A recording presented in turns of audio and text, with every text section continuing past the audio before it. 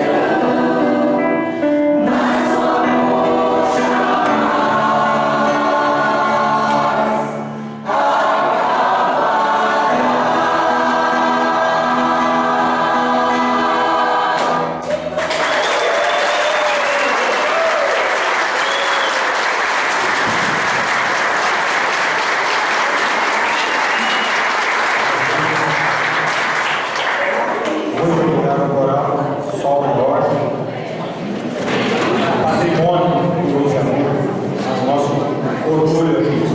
Vamos dando sequência à nossa festa da noite, o convidado Otávio, que vai declamar algumas poesias de autoria do nosso querido Antônio Carlos Assar. Boa noite.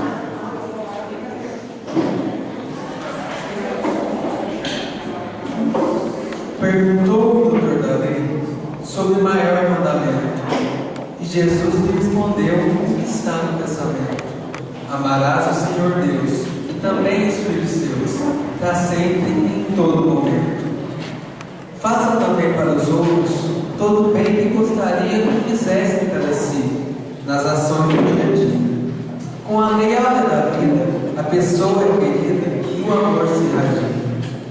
Eis o que Jesus nos disse, na parábola contada, que possamos, pois, agir sem fazer capaciar. Se o perdão é concedido, seja tão oferecido para que a alma seja amada. Para mudar enquanto é tempo, eis o convite da hora. Amar, pois, o nosso próximo, como nós também agora, saindo então do egoísmo, mas entrando no altruísmo, com amor na grande aurora.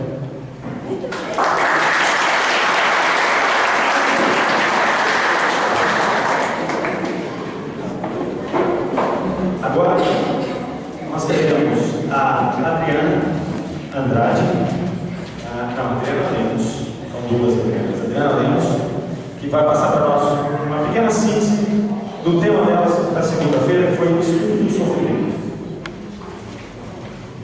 Boa noite a todos. É muito bom estarmos aqui reunidos, né? Sempre uma alegria nos nossos corações. O nosso tema foi o sofrimento, então a gente fez uma pergunta: o que é o sofrimento? O sofrimento é o padecimento de uma dor física, moral, emocional ou psicológica. Mas, contudo, a gente tem que ter em mente que a vida não é sinônimo de sofrimento. O sofrimento, ele é o quê? É uma consequência do nosso distanciamento das leis divinas. Então, quando a gente escolhe caminhos distantes daquilo que o amor de Jesus nos ensina, é onde a gente sofre por vários motivos diferentes. E a dor, o problema, as dificuldades, elas vão bater em todas as portas, elas vão atingir a todos nós, sem exceção. Só que o quanto iremos sofrer e como iremos sofrer, isso é que depende de cada ser. Isso vai variar de acordo com a nossa sensibilidade e de acordo com a nossa evolução. Esse é um ponto crucial para a gente estar analisando. E a doutrina espírita vem o quê? Para ajudar a gente a sanar esse problema do sofrimento. Não quer dizer que estejamos para sempre felizes, mas nós vamos encontrar um caminho para superar esses obstáculos, com entendimento, com clareza, com a fé raciocinada. Então, esse é um grandíssimo instrumento para a nossa evolução. E a ciência hoje já vê o homem como um todo. Antes a gente era tratado apenas o corpo. Hoje já é tratado assim, o homem como se realmente fôssemos feitos de várias partes, né? O homem, o corpo físico e a parte mental, a parte moral do indivíduo. E para isso a gente tem várias terapias, tanto na medicina quanto nas casas espíritas, como o tomar o passe, a água fluidificada, as reuniões, o evangelho no lar. Então todas essas terapias vêm, são como paliativos, né, caminhos para a gente seguir nessa direção para sanar as dificuldades do sofrimento. Mas, contudo, o indivíduo precisa querer essa mudança. Esse é o principal fato, porque eu posso ter todos esses subsídios, todo esse conhecimento, mas se eu, como ser humano, como indivíduo, não quiser, essa mudança, essa transformação desse período de sofrimento também não vai acontecer na minha vida. E então a vontade do ser humano, o pensamento positivo, a fé em Deus, o ato da oração, são ferramentas fundamentais para você dar um primeiro passo para sair desse processo intenso que a gente muitas vezes passa ao longo das nossas vidas. E com isso se faz necessário também o que? A gente exercitar o perdão. Lembrando que o perdão, ele não é apenas eu esquecer a ofensa que o outro me fez. Ele é também eu não querer desejar o mal para o outro e nem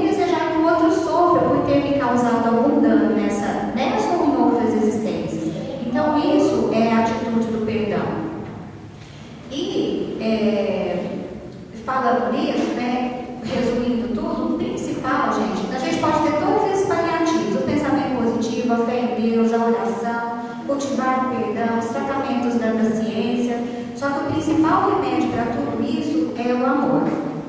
E é o amor, não só aquele amor assim, homem, mulher, pai, filho, mãe, filho, mas o amor sublime que Jesus nos ensinou. É aquele amor que ele é capaz de fazer a gente tirar forças mesmo diante da maior dificuldade. É aquele amor capaz de perdoar o outro mesmo com o coração muito ferido.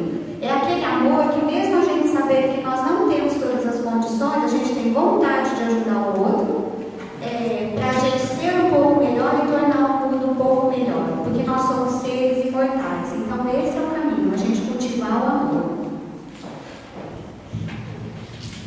Obrigado, Adriana. Agora, na sexta-feira, nós tivemos conflitos existenciais. Quem vai falar um pouco sobre isso é a Adriana, agora Andrade. Bom, boa noite a todos, né? É um prazer estar aqui mais uma vez. Então, nós abordamos, né, o tema conflitos existenciais e os vícios, né? Bom,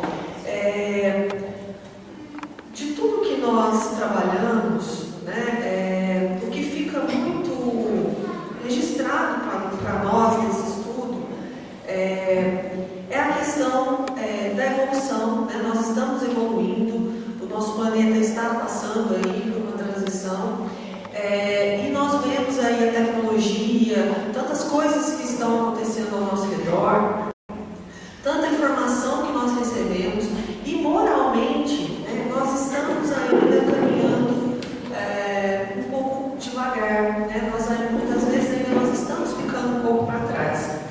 E aí, isso, dentro aí, disso tudo que nós estamos falando, tem a questão do auto se conhecer, né? Dessa importância, até para que nós identifiquemos em nós quais são as necessidades que nós temos de melhorar, de buscar o melhor, né?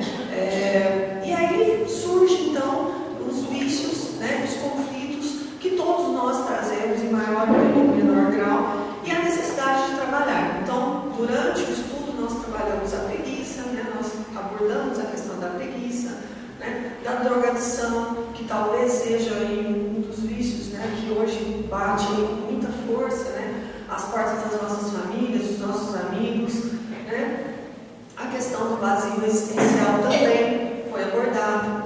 E as terapias, né, que está aí ao alcance de todos nós, para que nós e aqueles, né, a quem nós amamos possamos trabalhar esses conflitos e esses vícios. Então nós falamos da ação, né, que é necessário que o ser ele queira estar numa situação diferente, né? Nós falamos da vontade e disciplina, né? Nós temos que aí trabalhar a nossa vontade, a nossa disciplina.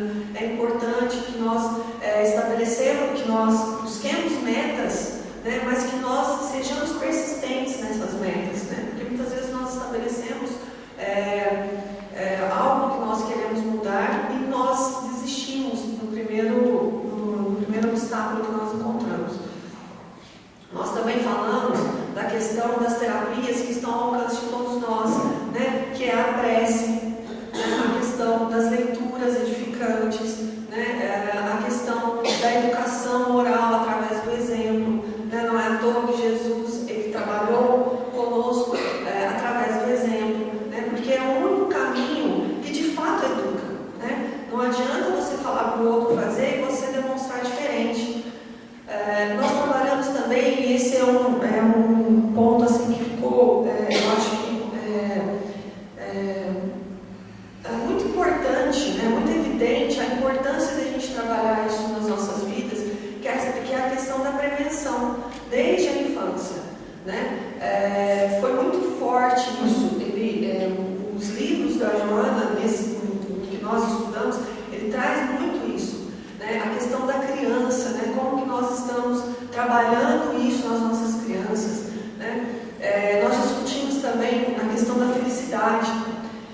Muitas vezes a gente fala assim para as nossas crianças: o importante é ser feliz, né? Muitas vezes a gente fala isso: eu quero que você seja feliz, o importante é ser feliz. E aí chega lá na adolescência e ele não é feliz, né? Porque a não quer, né? Ele é um adolescente desengonçado, e aí começam os conflitos, que antes na infância não existiam. Por quê? Porque nós falamos para ele que o importante é ser feliz.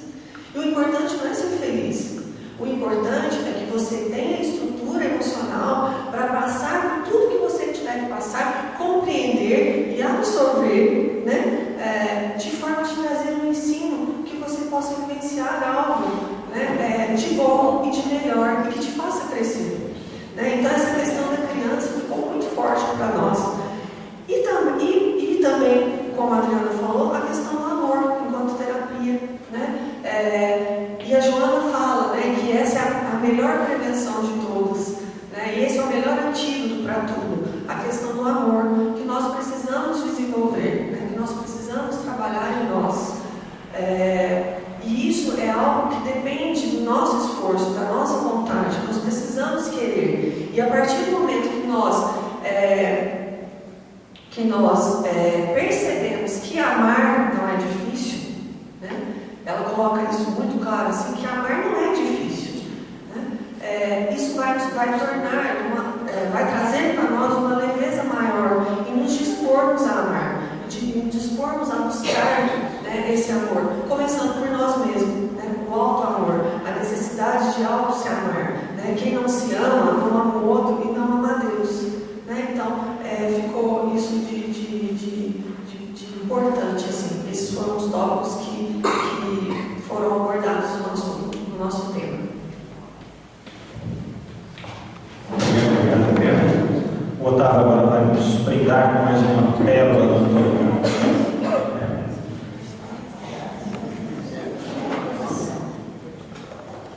A doutrina de Jesus está centrada no amor, foco ardente que mais brilha, como o sol interior. Vai do instinto ao sentimento, soltando cada lamento na vida de dor e dor. Viajando pelas vidas, sendo um aprendiz constante, o homem segue progredindo para amor a cada instante. Da matéria se liberta, e encontrando a porta aberta, o espírito é triunfante. Na rota do sentimento, que nobrece o novo ser, tudo vai colaborando para um belo amanhecer. O amor é reconhecido, o futuro é garantido e a paz irá florescer. Amor, essência divina, fogo sagrado que ensina, do fundo do coração, que todos têm como chama, por algo que muitos se amam, viva a ardente afeição.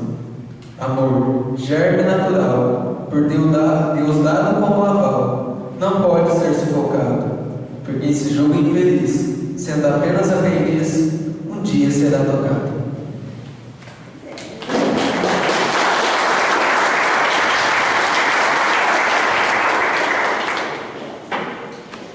Muito bem. Na quarta-feira, houve a nós o estudo, juntamente com a minha esposa Cláudia, nós falamos um pouco sobre o autodescobrimento. Nós iniciamos o nosso estudo refletindo a respeito de o que somos enquanto seres humanos e quem somos. Então, quando nós falamos de o que somos, nós começamos relativizando a nossa importância no planeta e no universo. Então, nós somos 1 em 8 bilhões de pessoas, quase 8 bilhões de pessoas. Se comparados aí ao nosso planeta, nós somos apenas uma poeirinha. Se comparados ao universo, algo microscópico. Então isso já serviu para nos orientar a respeito da importância do nosso ego, colocar o nosso ego no seu devido e mesquinho lugar. Nós muitas vezes nos achamos muito importantes e muito grandes. É óbvio que para nós e para o nosso ciclo familiar não somos realmente muito importantes, mas quando você se afasta um pouco, você vê que você é apenas algo microscópico, é um projeto de Deus para a plenitude, mas de um tamanho muito relativo. Aí quem somos? Essa é a outra pergunta. Nós somos um amontoado de experiências, de vivências que nós tivemos ao longo da nossa existência, desde o nosso processo de criação, lá como espíritos simples e ignorantes, galgando todos os patamares da nossa evolução, sendo ainda ali como o princípio espiritual, passando ali pelos 3 reinos, adquirindo a sensibilidade, o instinto, depois a razão, chegando até o momento de hoje, onde nós temos que privilegiar a intuição. né, para que, privilegiando essa intuição, a gente possa fazer uma interação maior com a mente cósmica, com Deus, com o nosso Criador, e aí dar sequência no nosso processo evolutivo. E aí é que entra o autodescobrimento, nesse momento. Porque esse conjunto de experiências que nós adquirimos ao longo desses milênios todos, que a gente vem passando, né, reencarnando, morrendo, reencarnando, nós tivemos uma absorção dessas experiências sempre de fora para dentro. Então é aquilo que a gente sente de fora e grava em nós internamente. O autodescobrimento faz com que a gente mergulhe dentro desse ser que nós nos formamos e que a gente comece a ver o que é que foi que nós registramos dentro de nós. E ali nós temos erros e acertos. E são através desses erros e acertos que nós vamos evoluindo. Quando erramos, temos a oportunidade de reparar. E quando acertamos, evoluímos mais um passinho. Então é olhar esses erros e acertos. E aí nós mencionamos uma coisa importante nesse processo de autodescobrimento, que é a responsabilidade. Então nós lembramos dois tipos de responsabilidade que nós normalmente temos quando nós olhamos para nós, principalmente quando nós olhamos para os nossos erros, para aquilo que a gente precisa de melhorar. Nós temos a primeira, que é aquela responsabilidade deferida, a gente usou o termo terceirizada. Então você olha um ato seu falho, que precisa de correção, e muitas vezes não, mas isso não está tão errado, porque isso aqui condiz com a cultura de onde eu estou vivendo, isso aqui condiz com a lei, isso aqui condiz com alguma subordinação que eu tenha. Então a gente tenta se isentar da culpa. E ao se isentar da culpa, deixa de ver o erro como um erro, né? Passa a entendê-lo como um pseudo-acerto e a gente não faz nada para mudar. Então esse é o primeiro ponto. O outro tipo de responsabilidade é aquela responsabilidade já de um ser psicologicamente amadurecido, que é aquele que vai ver o erro no erro e não vai mais cometer esse tipo de erro, não obstante a lei ou os costumes ou a cultura. Nós até citamos um exemplo de criminosos de guerra. É muito comum você ouvir entrevistas de criminosos de guerra na qual eles olham, eu fiz isso porque eu tinha que seguir ordens. Ok, mas se eu estou numa guerra é inevitável que eu vá tentar contra a vida de alguém, mas eu não tenho necessidade nenhuma de entrar numa creche, por exemplo, e fuzilar crianças. Então, se nós temos o nosso discernimento já desenvolvido, se nós somos psicologicamente desenvolvidos, nós vamos nos recusar a cometer esse tipo de ato, independente das consequências. E se estivermos mais à frente nesse desenvolvimento, inclusive vamos, se necessário, fazer o sacrifício da nossa vida, mas não vamos cometer uma atrocidade como essa. Citamos também Pôncio Pilatos, que é um exemplo claro de terceirização da responsabilidade. Ele, apesar de ter caminhado Jesus para a cruz sabendo que ele era um justo, ele atribuía a outros fatores, tanto que foi lá lavar as mãos. Eu não tenho responsabilidade sobre o sangue desse justo. É um erro. E o erro é um erro. Ele foi cobrado por este erro aí. Então, muito bem, uma vez que nós alinhamos as responsabilidades, nós vamos olhar a questão da culpa e do passado. Então, o nosso passado gerou uma série de erros e acertos, e muitas vezes esses erros se tornam em sentimentos de culpa que nós armazenamos no nosso subconsciente e que atrapalham a nossa caminhada, porque ficam ali nos alfinetando e nos limitando. Então, é enxergar essas culpas e eliminar o sentimento de culpa.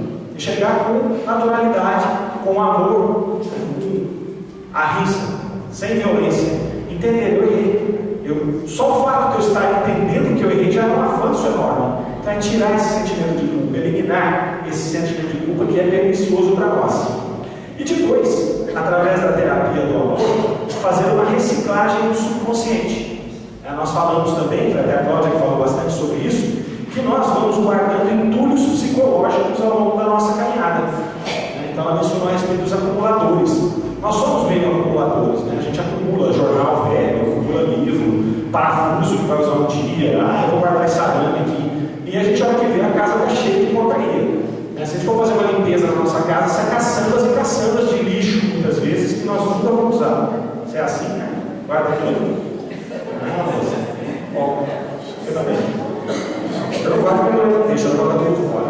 Mas nós fazemos isso também no nosso subconsciente. A gente vai guardando esses entulhos que a gente não resolve. Então, através dessa terapia do amor que Joana de Ângeles propõe, a gente vai vasculhar esses porões e E através de algum roteiro que ela coloca ali, para que a gente possa ir calculando passo a passo, nós vamos fazer essa limpeza psicológica. Então a base do nosso estudo foi esse daí.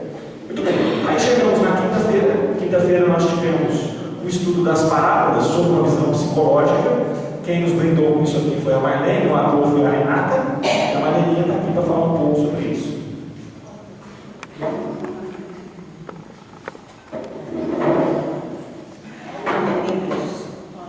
Vamos agora chegar com Jesus, né? Porque nosso assunto ficou afeito bem as parábolas. E nós então hoje vamos fazer uma postura aí, junto com os detalhes que nós vamos apresentando, que Jesus, como é um Espírito perfeito, ele trabalha não apenas para buscar o belo, para buscar o bom, mas também para buscar o belo, o estético. Porque todos os espíritos superiores, eles caminham para isso. Né? E aí ele usa todo esse belo, toda essa estética, toda essa arte na sua fala. Né? Nós pontuamos que ele usava a linguagem essencialmente poética, 98% da sua linguagem era poética. Hoje os grandes comunicadores, eles sabem que existe umas 5 funções da linguagem. Às vezes a pessoa não sabe disso, mas interiormente, como competente da língua, ele emprega quase que perfeitamente isso. Mas na medida que você estuda, você sabe. Por exemplo, um político, se ele estuda, se ele prepara, se ele terceiriza os seus textos, ele sabe que ele tem que dirigir a mente daquela pessoa, mas usando alguns recursos que realmente vão camuflar algumas verdades. Às vezes você usa a língua para falar na própria língua. Às vezes você usa a língua apenas para falar mais ou menos assim, estou aqui. Mais ou menos assim, quando você encontra com alguém na rua e fala, e aí, tudo bem? E se a pessoa resolve explicar que está tudo bem mesmo, não era isso que você queria. Isso é uma função que é chamada de função fática da linguagem. Já Jesus é evidente, como governador do planeta Terra, como espírito mais perfeito que nós conhecemos, ele entregava a sua linguagem de maneira clara, objetiva e naturalmente para atingir. Penso eu que ora a razão, ora o coração.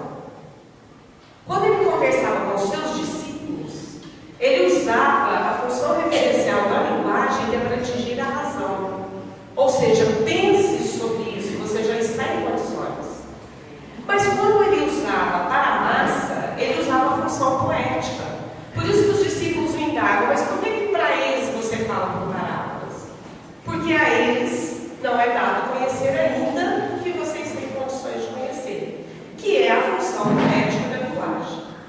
Ele tocava na alma, no coração da pessoa. Viram quando nós ouvimos a música aqui? É um texto. Tudo é texto. O que você leu, o que você ouve, o cântico é um texto, tudo é texto. Toca o nosso coração. A gente não fica analisando, você pode até analisar o texto da música, mas você não fica, num primeiro momento, preocupado em analisar. Mas toca o seu coração e há uma modificação. E as parábolas que Jesus contava, que ele não contava apenas para as pessoas da época, ele contava para as pessoas da época, para nós e para os que virão amanhã. E nós somos aqueles mesmos ainda que não estamos ainda dispostos a desenvolver a nossa vontade, a nossa razão. Então Jesus quer tocar no coração ainda. Por isso que os seus textos são fortes e devem ser fortes para nós, tocando nos nossos corações, para que nós possamos modificar e alcançar. E aí, assim, encerrando, o Emmanuel, no seu livro Paulo Estevam, tem um trecho maravilhoso que Simão Pedro estava com os textos, né? Naturalmente, não que Jesus havia escrito, mas que eles haviam compilado ao longo da convivência com Jesus. E Estevão, que também estava sedento desses conhecimentos, então ele pede que Simão Pedro relate algumas coisas. E Emmanuel mostra muito bem como que Simão Pedro contava aqueles textos. Profundamente emocionado, profundamente ávido daquele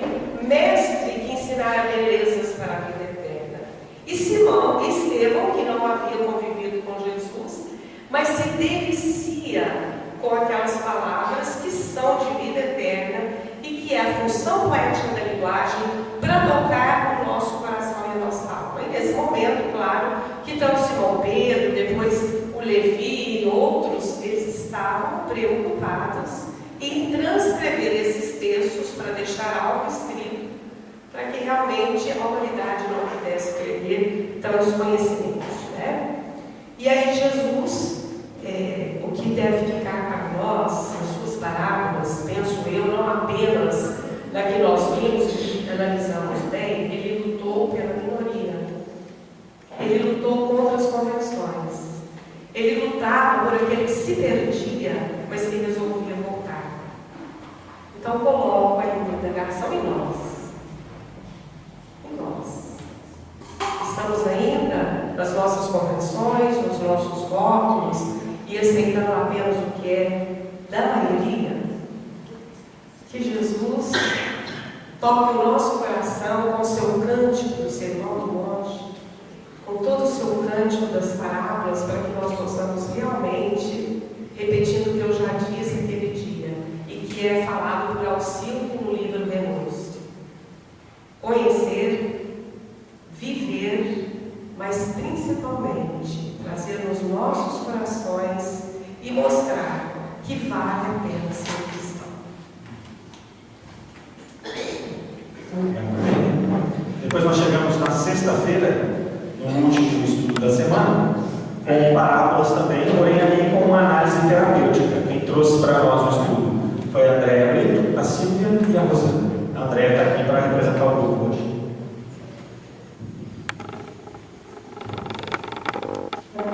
Boa noite, gente. Estava bem escondidinho aqui, né? Daniel foi mostrar aqui. Bom, segunda-feira, eu achei muito interessante a abertura que o Mário fez, que ele falou assim: nós estamos iniciando uma viagem, porque a nossa jornada chama Viagem ao Eu Profundo, né? E aí a gente veio viajando aqui durante esses dias, cada vez conhecendo um espaço diferente. E aí ontem ele falou assim: hoje chega o final da viagem, e amanhã a gente vai ver as fotos, né? Então que gostoso a gente estar aqui passando essas fotos, e especialmente passando juntos, porque nós fizemos uma excursão, né? Nós passeamos todo mundo junto, conhecendo cada um a si mesmo. É muito legal a gente fazer essas tomadas assim, mas a gente sabe que essa viagem não acaba. A viagem começou segunda-feira, mas como também o Mário falou que adora fazer viagem, eu também adoro fazer viagem, e eu penso que viagem é assim: a gente faz uma e a gente fica com uma vontade de fazer outras, né? E essa viagem, eu penso que principalmente, porque quando a gente começa a se conhecer, a gente não quer mais parar. Quando a gente vê que conheceu uma falha na gente, a gente conseguiu superar ela, a gente quer buscar outras, a gente ganha força para buscar outras. E quando a gente vê coisas positivas também dentro da gente fala: que legal que eu já consegui dar esse passo, e a gente quer fortalecer ele, né, para que a gente fique estável mesmo naquele passo. Então essa viagem não acaba, viu, gente? Nós só começamos. E a gente pôde ver nessa semana aqui coisas, pelo menos eu pude, né, observando em mim, coisas em mim que eu nem conhecia, que eu nem sabia que estavam aqui. E eu acho que cada viagem a gente vai descobrindo um pouquinho disso, né? Na questão 919 do Livro dos Espíritos, Kardec pergunta assim: qual que é o meio prático e eficaz de se melhorar e resistir ao arrastamento ao mal? E aí os Espíritos respondem para ele aquela frase clássica de Sócrates: conhece-te a ti mesmo. O que é o mal? O que é o sofrimento? Que a gente aprendeu aqui na segunda-feira. São as coisas que a gente procura para a gente mesmo. A gente vive sob a lei de ação e reação. Então, se a gente está enfrentando o mal, se a gente está se deparando com o mal, foi a gente que procurou. Então, o sofrimento, as dores, as angústias, fomos nós que procuramos. Então, quando a gente se conhece, a gente percebe que está caindo nessas falhas, e aí a gente começa então a fazer outras opções. Então, eu não gosto disso, isso está me fazendo sofrer, isso está sendo ruim. E aí, completando essa resposta dos Espíritos, vem Santo Agostinho e traz um texto maravilhoso, que eu convido vocês depois a lerem na íntegra, porque ele tem detalhes que não ia dar para a gente relatar aqui, mas que são essenciais para o nosso dia a dia, assim, são dicas importantíssimas. Em suma, assim, ele fala que todas as noites, quando a gente for dormir, para a gente fazer uma análise de si mesmo durante aquele dia. Então, hoje, o que eu fiz de bom ou de ruim? E as respostas que virão desses questionamentos, eles vão calar na nossa alma, ou como um alívio para a nossa consciência, se a gente fez o bem, né, se fez coisas certas, ou então eles vão nos dar o alerta de que, ó, eu fiz uma coisa errada e preciso corrigir.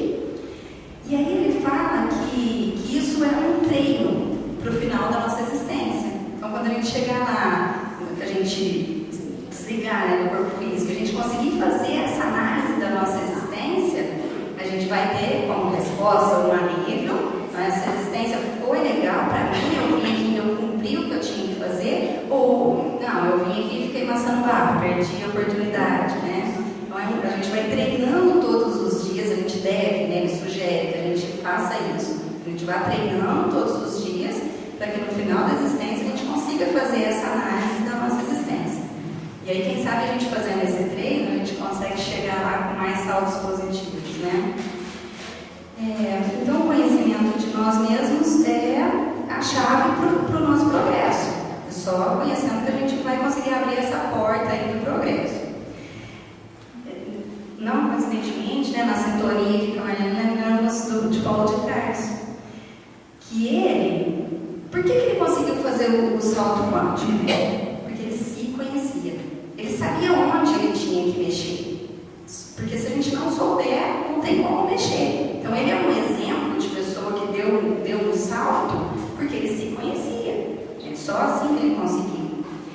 E é nos conhecendo que a gente aprende a fazer melhores escolhas entre as portas largas e as estreitas que a vida nos oferece. É assim que a gente aprende a valorizar os talentos que Deus põe nas nossas mãos como ferramentas para o nosso progresso. E é assim que a gente enfrenta os nossos desafetos, uma forma de conciliar com os nossos adversários, que podem ser externos ou internos, e os internos nós percebemos aqui que são os maiores, né? A gente provocando aí os externos. Essa foi então a análise terapêutica que a gente fez das parábolas de Jesus. A gente percebeu que a gente tem alavancas que nos ajudam. Então, temos a vontade, temos motivação, temos os esforços, e a fé é a maior alavanca. Então, baseado na oração, na segurança que a gente tem nos ensinamentos da doutrina, é a nossa maior alavanca. Nós somos filhos amados de Deus, por isso a gente tem a centelha do amor, e por isso que tudo que a gente aprendeu aqui fecha o amor. Por isso que a noite de hoje, está lá o tema de hoje, né? O amor como passaporte para a nossa libertação. Tudo isso que a gente aprendeu culmina no amor. É aprender a amar que a gente veio aqui. A gente tem como objetivo da nossa reencarnação a evolução. E o sentimento maior é o amor. Então, quando a gente consegue trabalhar isso, a gente chega na evolução, né? Aí, eu vou pegar um outro termo aqui que o Mário usou. Ele falou do universo, e eu lembrei de uma palestra que eu assisti uma vez, que a pessoa fala assim, ó, nós somos o universo, nós fazemos parte do universo. Se a gente pegar a palavra universo e dividir ela, uma, verso, canção, nós fazemos parte dessa canção. Pega o seu microfone e cante. Diz que nós cantamos assim, mesmo. Muito bem. Bom, agora nós gostaríamos de ouvir de vocês as perguntas, os questionamentos, os comentários, para que a gente possa dar continuidade aqui ao nosso estudo, fechando todos os temas. Então, quem gostaria de passar? Vamos lá, por favor. Você sempre não. Porque, gente, eu quero saber o que o grupo último, que ele mandou a gente pensar o que é felicidade para eles. Ela mandou a gente pensar. Eu quero saber o que Agora resolva esse problema. resolva aí, porque ele está em casa, cada um pessoal que virou uma briga. Isso foi Não era pra brigar, gente. Ó, ontem eu falei pras meninas assim, gente, se fizer pergunta pra mim, vocês me ajudam, por favor. Socorro. Nós não discutimos isso, o que é felicidade para nós, em comum, assim, né? O que é felicidade para nós. Mas a Rosana já me pontuou, olha, você conhece a gente, você sabe. Não sei, assim, né? Mas eu penso que felicidade para nós é ver as pessoas com quem a gente convive feliz, perceber que a gente está seguindo o caminho certo. É isso, meninas. Completamente. Me socorre aí, certo? Viver, né? Eu acho assim, quando você falou para a gente pensar, eu pensei, felicidade é viver, a gente poder estar aqui. Essa é a felicidade. Sabe lá onde é que a gente está? Então tá aqui, dentro do Luz e Amor, uma hora dessa, é felicidade. Eu estou lembrando aqui do que eu citei também ontem, né? Que o Divaldo falou assim, ó, com certeza essa é a minha melhor encarnação. Então, que bom a gente poder estar melhorando, né? Conhecer a doutrina, ter esse conforto da doutrina. Esse conceito de felicidade, né, ele é muito próprio. Tanto que se a gente for perguntar para cada um que pensou ontem, cada um vai ter um pensamento diferente. É briga mesmo. É briga mesmo. Porque depende muito do momento em que nós estamos, né? Do momento que nós estamos vivendo. Com certeza, Nara, se você fizesse essa mesma pergunta para você 20 anos atrás, a resposta seria totalmente diferente. Né? Se nós fizermos daqui 10 anos, ela vai ser outra. E tem que ser assim mesmo, porque dependendo do momento em que nós estamos buscando um objetivo. Passou aquela fase, a gente vai buscar outra. Eu tenho 3 filhos pequenos, relativamente. Né? O Lucas, que já está na faculdade, o Saulo, que está com 15 anos, naquela idade que requer muita atenção, e o João, que está com 10, quase um bebê. Então, quando ela falou que é felicidade para mim, eu falei, a minha família em segurança. Isso é felicidade para mim, né? Que é o meu bem mais precioso hoje, são os meus 3 filhos. Se me perguntar daqui 10, 15 anos, talvez eu já tenha os encaminhado, e aí eu já possa pensar na felicidade de outra maneira. Eu tenho uma cadeira de exatamente, tem um trator, né? A felicidade é você ter um trator por perto. Só que não vai vontade de ir ao banheiro, né? Você tem um trator aqui perto. Está mudando, né? O que mais?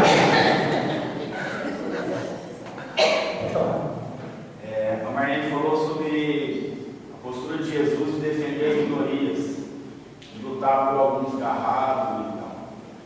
Eu queria saber o que vocês pensam sobre o atual momento que a gente vive de intolerância, independente da opinião, mas qual postura que a gente deve se apresentar em relação ao amor ao intolerante, digamos assim. A gente vive um momento difícil, que às vezes é uma intolerância política ou uma intolerância religiosa, na minha opinião, e da importância do estudo da doutrina para se posicionar amando quem é intolerante com as nossas convicções, com a nossa religião, com a nossa postura. E até relacionar com o autodescobrimento, né? Eu acho que tem uma relação direta. Amém? Vem, Kaiser. Eu não sei abraçar. Quem mandou tocar, né? Bom, eu acredito assim, que realmente isso é difícil, né? Mas é um aprendizado, é um convite para as nossas reflexões sempre, para sermos verdadeiros cristãos. Veja bem, Jesus, ele se expunha. Ele se expunha, ele se posicionava, né? E ao mesmo tempo ele abraçava a todos. Porque na realidade, nós ainda estamos muito distantes dele. Claro, Jesus, a Júlia de Anjos fala muito bem isso. Ele tem o ânima, que seria assim, a psicologia feminina, e o ânimos, que é a psicologia masculina em equilíbrio. Coisa que nós não temos. às vezes a gente expõe mais o ânima, que é aquele lado feminino, manhozinho, que passa a mão na cabeça, ou ânimos, que às vezes é a exaltação, a agressividade. Então, se nós formos recordar Jesus, ele se posicionava, ele chamava os fariseus de hipócritas, ele acolhia o outro caído, ele se posicionou diante da prostituta e se mostrou tão bem para aqueles homens que ela não era prostituta sozinha, que eles também eram, né? Mas ele fazia isso com muito carinho. Ele não se exaltava. Penso eu que nós devemos fazer isso nas questões políticas que nós estamos vivendo. Né? Primeiro passo, não sair ficar colocando em redes sociais.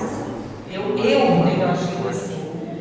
Tenho meus posicionamentos, né? Mas eu acho que não dá para eu brigar com o meu irmão porque ele pensa diferente de mim ou porque eu penso diferente dele por conta de pessoas que estão em desequilíbrio. E por que eu vou entrar nessa roda? E aí a gente poderia ver uma outra série de minorias, né? Mas eu acho que o nosso norte é sempre assim. O que um cristão deve fazer? A Deus que é de Deus, né? A gente ser tolerante com os intolerantes. E que nós somos os primeiros intolerantes, se a gente for ver isso. Por que eu não tolero o outro? Porque eu também sou intolerante. Então, esse convite que me caiu bem, nesse último texto até que nós estudamos da Joana de Anjos, que ela fala sobre Jesus, é no livro Jesus, a Psicologia Profunda, é buscar o equilíbrio do ânimos e do ânimo. Eu tenho que ter o posicionamento masculino de me posicionar frente a algumas coisas, mas o posicionamento do ânimo feminino de ter a ternura e o carinho e saber que cada um tem o seu momento e que eu também tenho. Não sei se eu te respondi, mas eu penso assim. Como o microfone volta para minha mão, não aguenta. Ninguém pergunta nada. Sabe que isso é interessante? A Marlene falou das redes sociais e é muito fácil a gente falar que o outro é intolerante, mas comigo aconteceu uma coisa engraçada. No auge desse processo que a gente está vivendo político aí, eu tenho também meus posicionamentos e muitas vezes eu exponho esse posicionamento, e eu tenho um grande amigo de infância, um irmão meu, considero demais, até assim. Eu acredito que ele está alguns passos na minha frente, espiritualmente falando, uma pessoa muito, muito iluminada, mas que tem uma visão política diferente da minha. Eu me peguei no Facebook brigando com ele. Ele punha um post, eu punha outro logo atrás. Ele punha eram posts que acabavam sendo ofensivos. Aí ele punha um, eu punha outro, ele punha um, eu punha outro. Daí eu punha um, eu punha outro. No fim, eu estou brigando com ele. Nós não tivemos coragem, nenhum nem outro, de chamar e falar: vem cá, vamos sentar isso aqui, vamos resolver. Um dia nós viajamos juntos. E a gente foi daqui em Ribeirão, nós fomos daqui em Ribeirão, voltamos, e entrando num assunto político, mas assim, aí todo mundo pisando em ovos, né? Não, eu acho que sim, mas não, eu acho que não. Mas sabe aquela coisa que você fica rasgando cedo do outro? E perdemos uma oportunidade, né? Ou não, acho que até fizemos bem. Mas aí eu cheguei à conclusão que eu estava sendo intolerante. E eu parei. E engraçado que eu parei, ele ainda não parou, mas ele diminuiu 80% das postagens dele.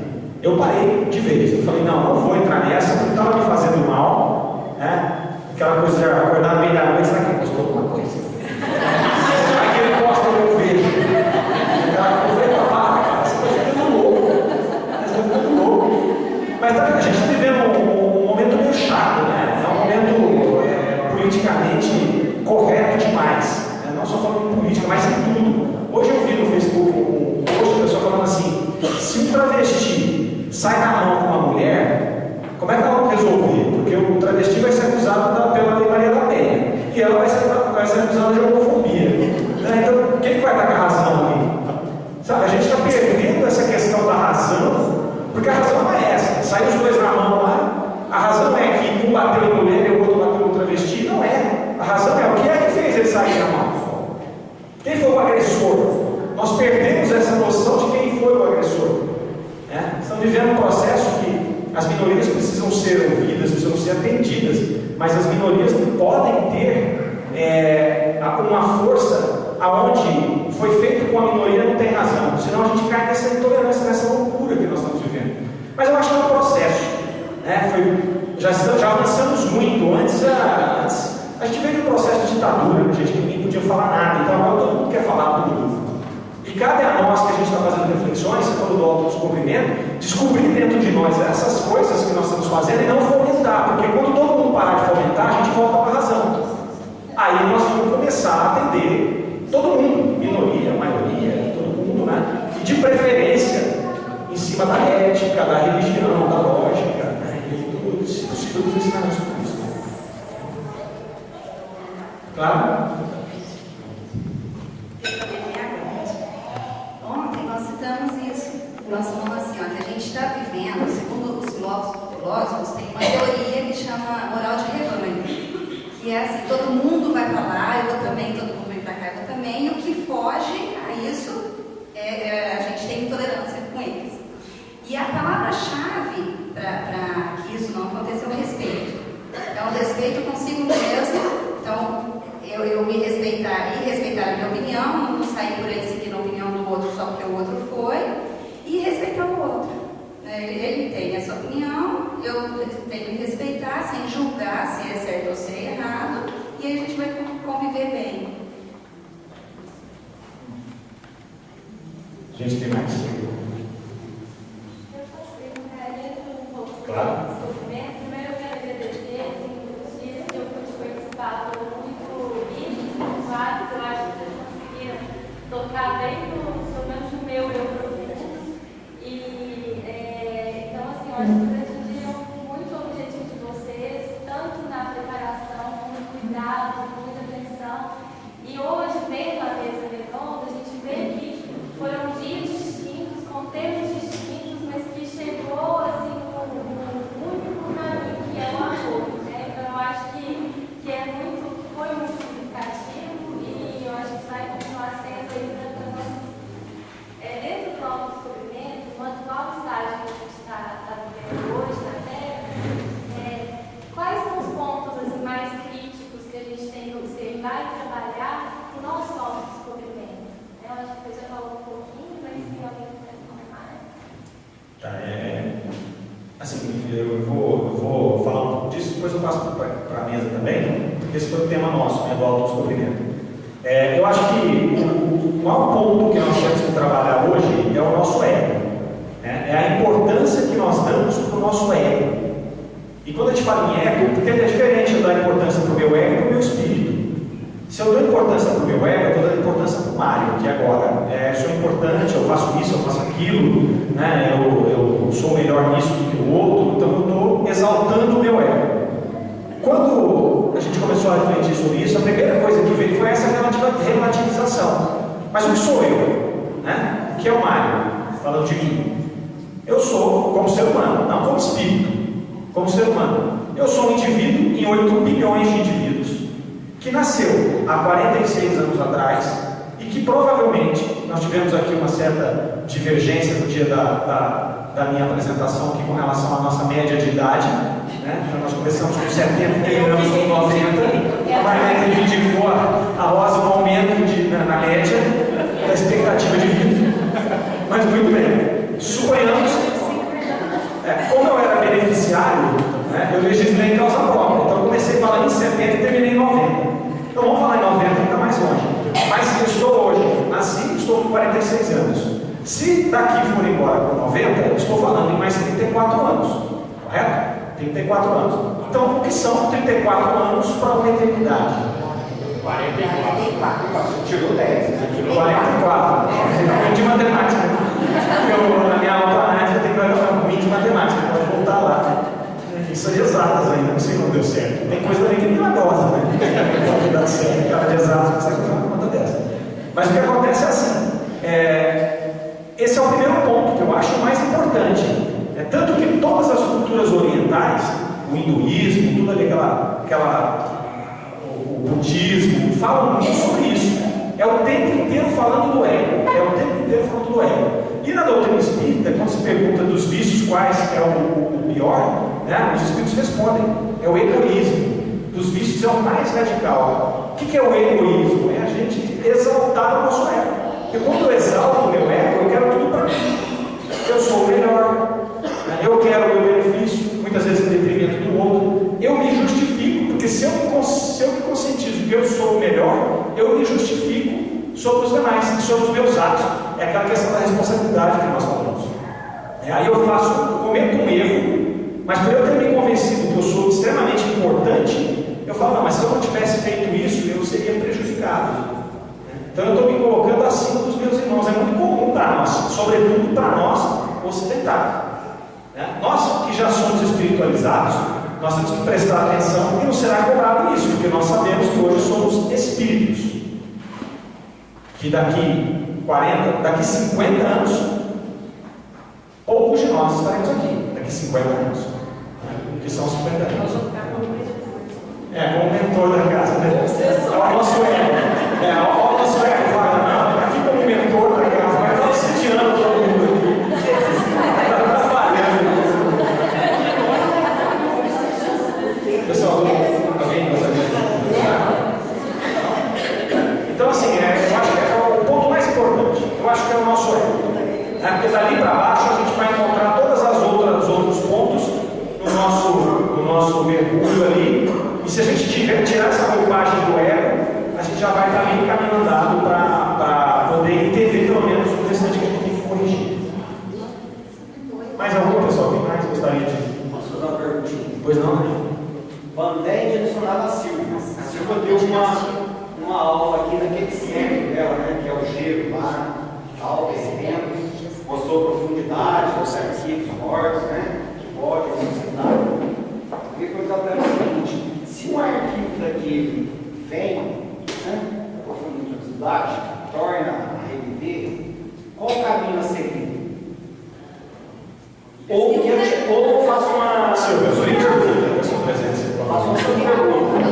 E se ele vir a renascer, o que fazer para que ele volte no local ideal?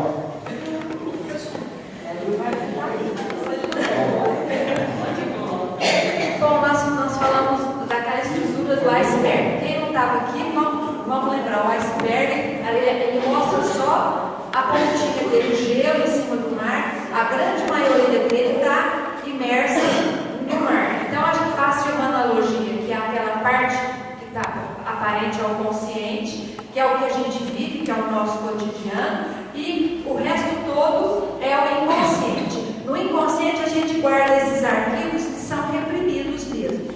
E esses arquivos, eles não são estáticos ali. Eles realmente, eles transitam, mas eles só vão emergir quando a gente tiver. Isso daí quem já fala pra gente é o Hernando Guimarães. Ele fala que essa energia que está ali no inconsciente, quando ela consegue emergir, é porque a gente já tem condição de elaborar ela. Então, quando ela surgir lá, a gente tem que buscar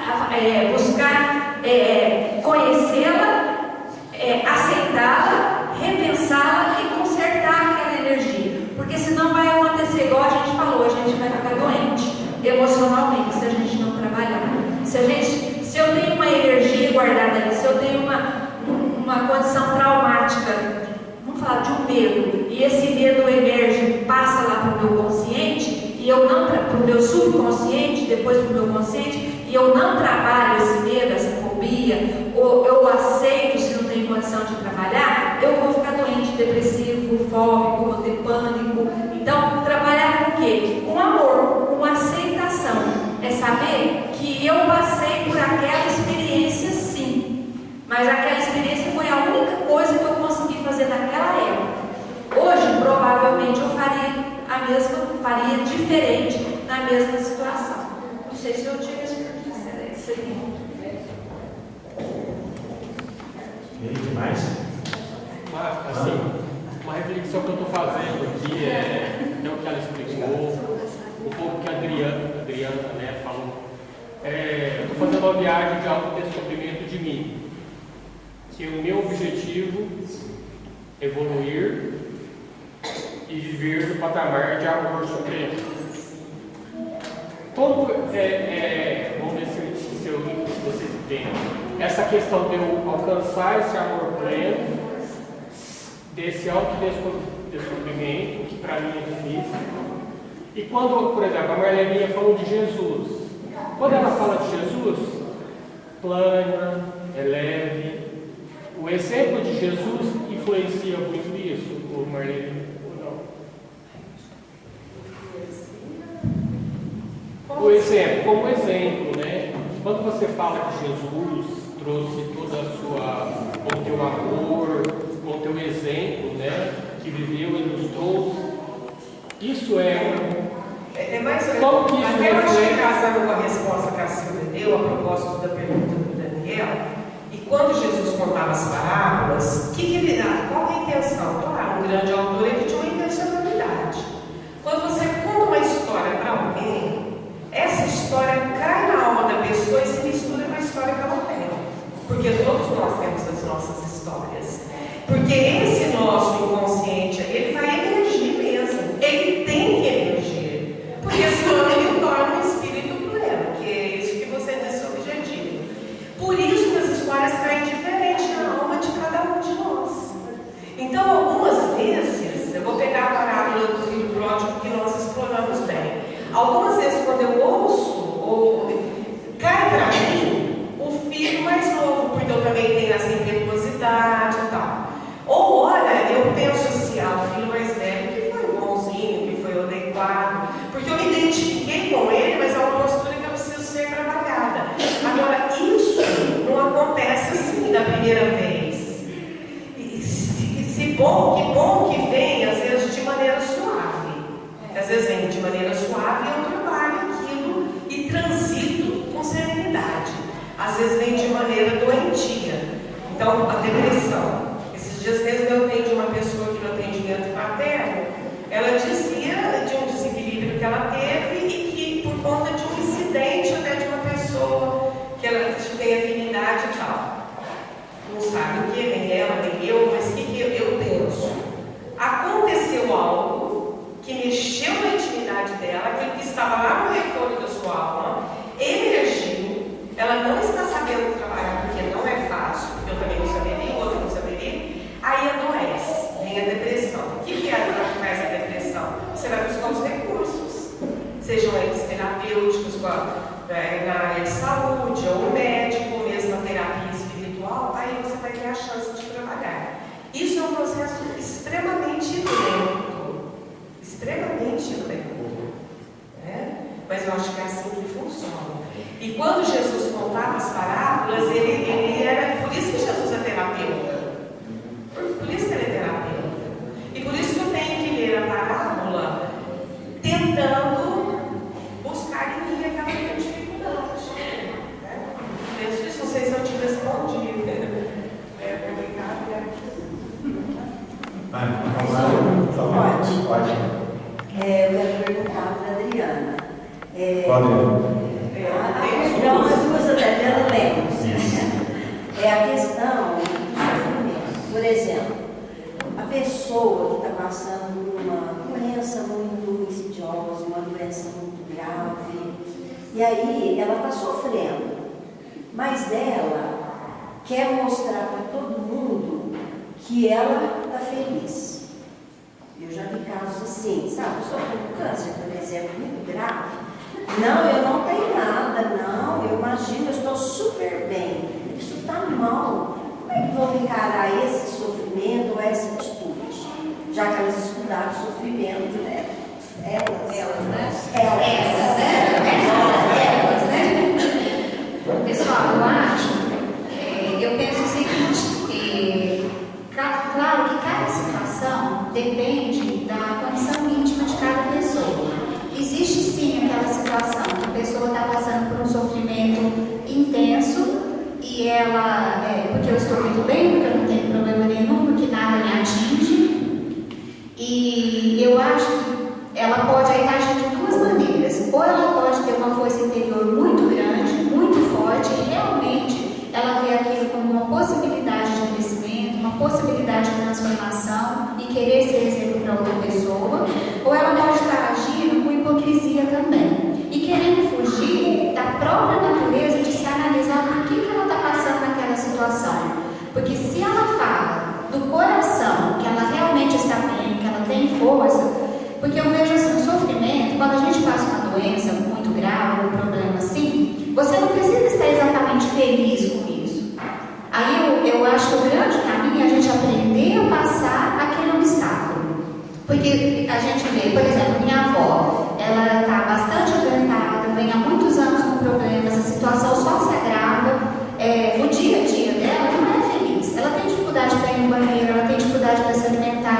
dificuldade para dormir. Como é que a gente vai querer uma alegria extrema dessa pessoa se fisicamente ela está num padecimento infinito? Não dá para medir o que ela tem passado.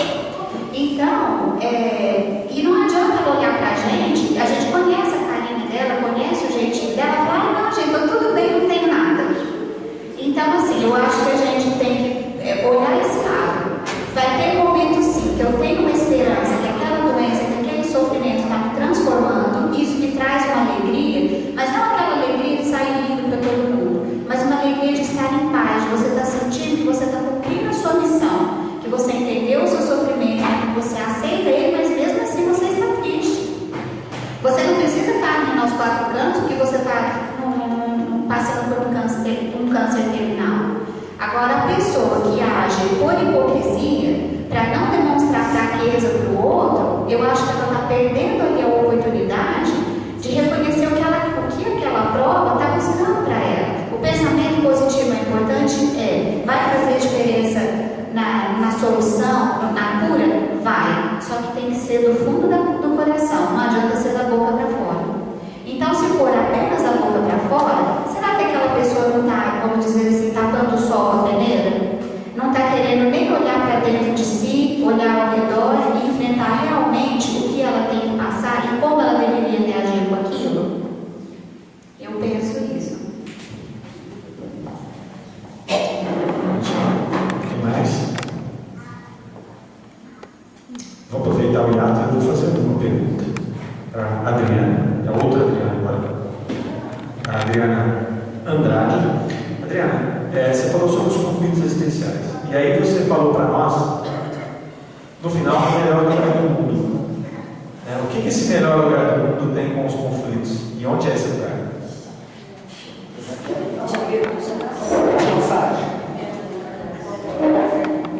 Para quem não esteve aqui, nós montamos um vídeo, né?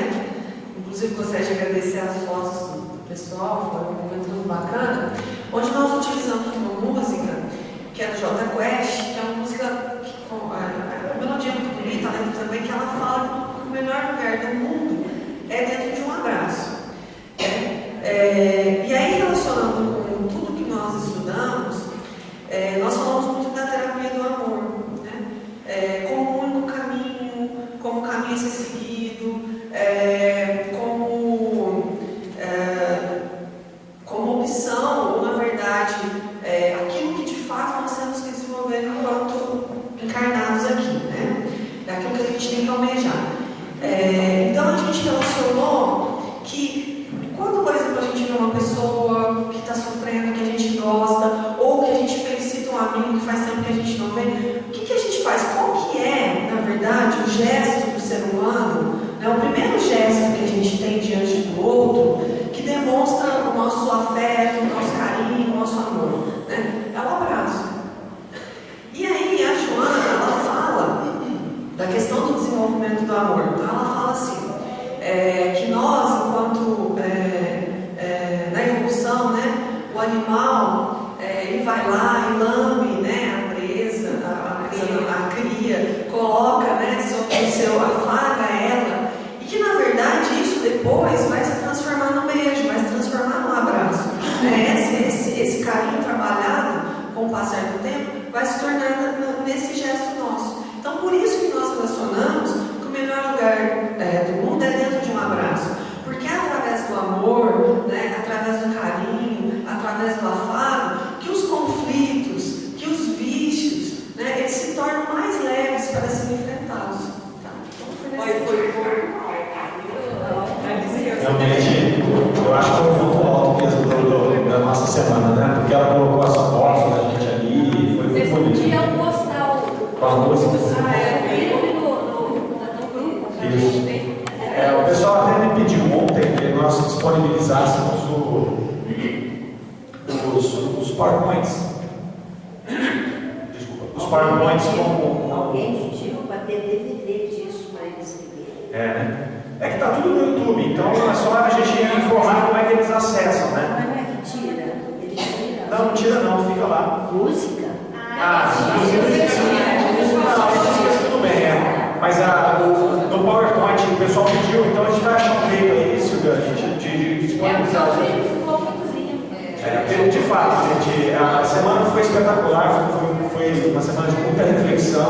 Os assuntos foram se encadeando realmente no momento em que o pessoal que organizou aqui a grade estava fazendo isso, tinha uma inspiração muito forte, porque os assuntos foram se encadeando para chegar no momento final ali e se acumulando, né? Na verdade, essas experiências que nós vivemos ao longo da semana, elas foram se acumulando. Então hoje a gente tem tanta coisa para pensar, tanta coisa para rever, eu quero rever depois no YouTube todas as apresentações, porque o volume é grande, a gente tem que digerir isso devagar, né? Bom, agora eu vou botar para apresentar aqui mais uma pérola do Antônio Carlos.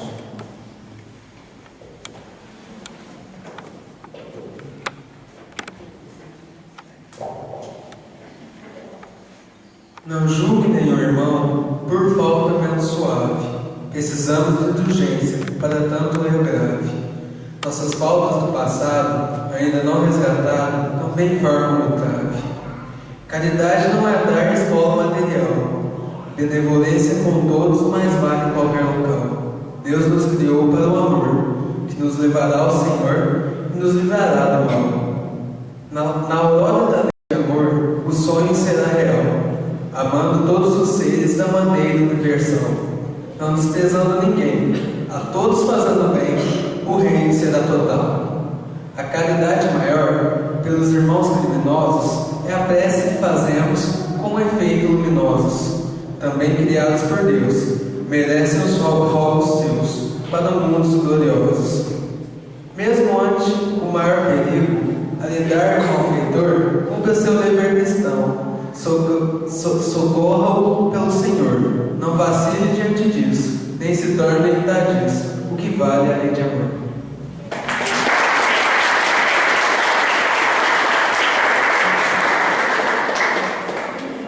Bom, chegamos agora realmente ao final da viagem.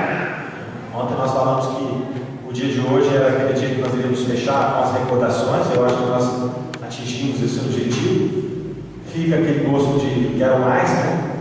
Mas a gente tem que voltar à nossa vida, né? Como a gente volta da viagem de férias, chegou uma hora que a gente fala, agora está na hora de voltar, foi muito bom, mas é hora de trabalhar, né? Então nós vivemos essas experiências ao longo da semana e agora a gente tem que pegar todo esse mosaico aí por dentro de nós e ir curtindo aos poucos esses momentos dessa viagem que nós fizemos, colocando em prática isso aí.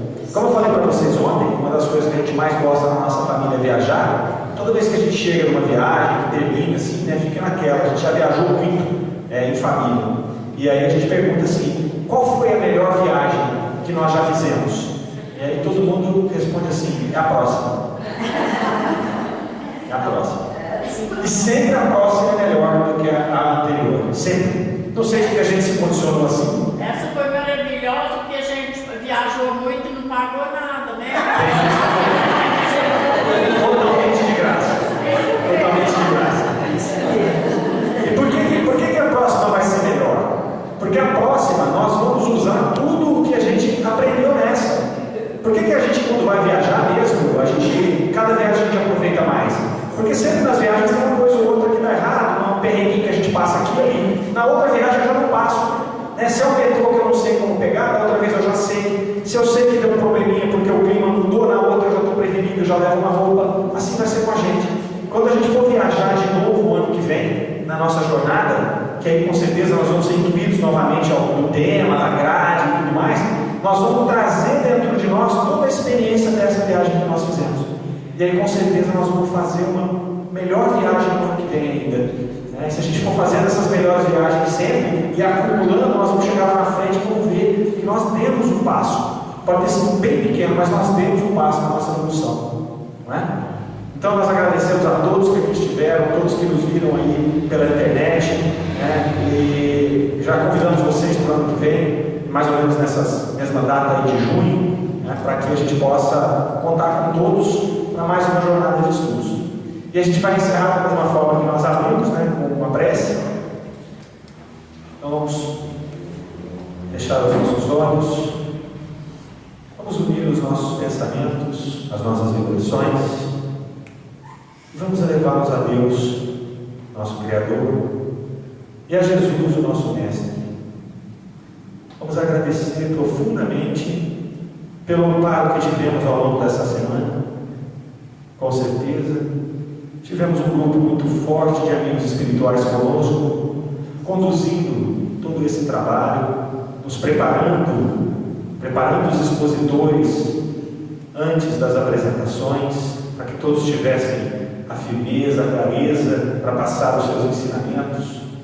E também, quando nós aqui estávamos todos na plateia, tínhamos também essa proteção dos amigos espirituais e essas bênçãos nos banhando, de modo que nós pudéssemos, cada um da sua necessidade, compreender os ensinamentos e colocar cada um no lugar adequado. Agradecemos muito, Senhor, por essas bênçãos, que nós possamos nos tornar pessoas melhores para influenciar aqueles que caminham conosco. Esteja conosco agora e sempre.